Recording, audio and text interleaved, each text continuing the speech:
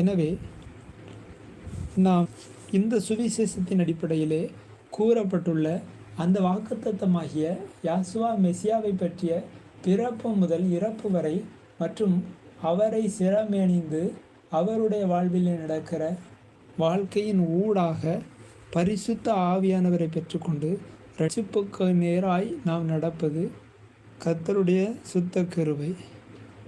எனவே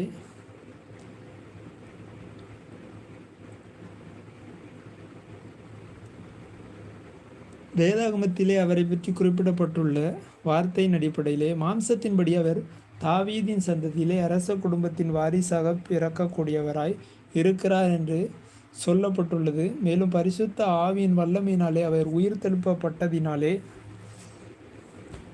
அவரே தேவனுடைய குமாரனாய் நிரூபிக்கப்பட்டவருமாய் இருக்கிறார். எனவே இந்த நிரூபணங்களின் அடிப்படையிலே நாம்